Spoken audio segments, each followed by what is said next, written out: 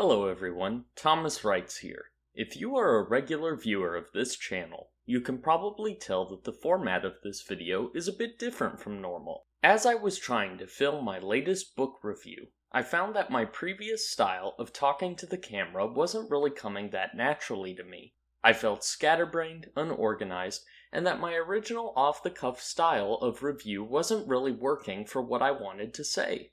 Therefore, I've decided that I'm going to start experimenting with making scripted book reviews that will hopefully allow me to convey my thoughts in a more concise and organized manner. In preparation for my upcoming book reviews, I figured it would be helpful to explain my system of how I rate books in terms of their quality.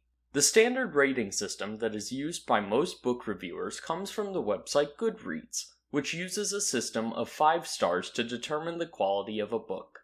In this system, a 5-star book is generally seen as extremely good, while a 1-star book is generally seen as really bad.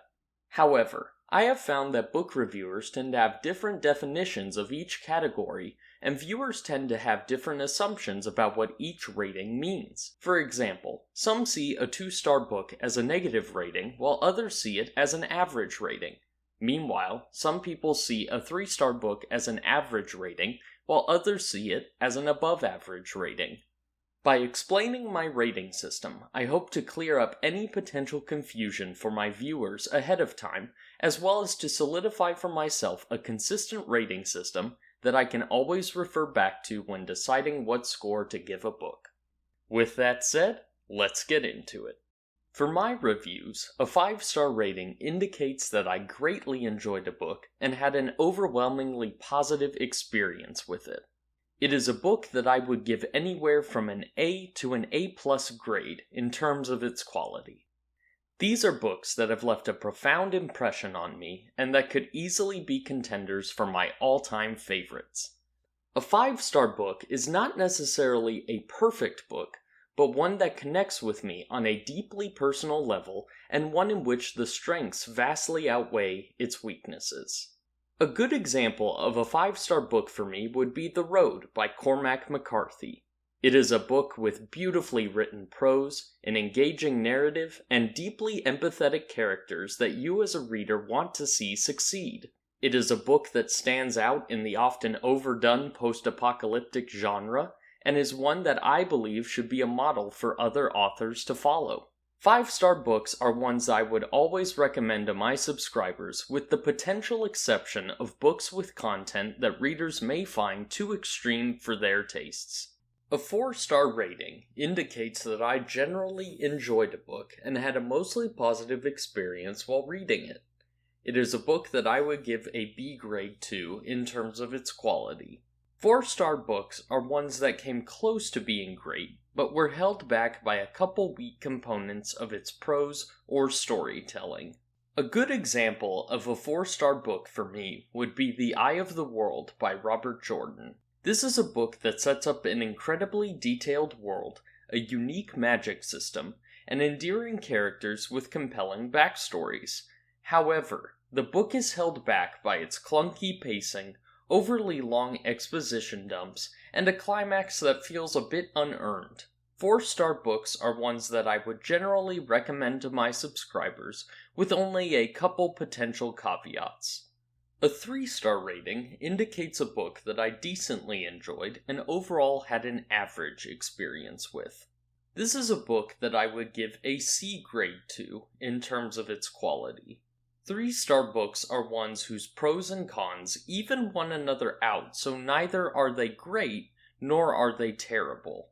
A good example of a 3-star book would be To Sleep in a Sea of Stars by Christopher Paolini. On the one hand, the book boasts an intriguing world, endearing characters, and quippy dialogue. On the other hand, the book is weighed down by poor pacing, repeated plot points, and an oddly structured climax. These pros and cons combine to make the book an overall average sci-fi story.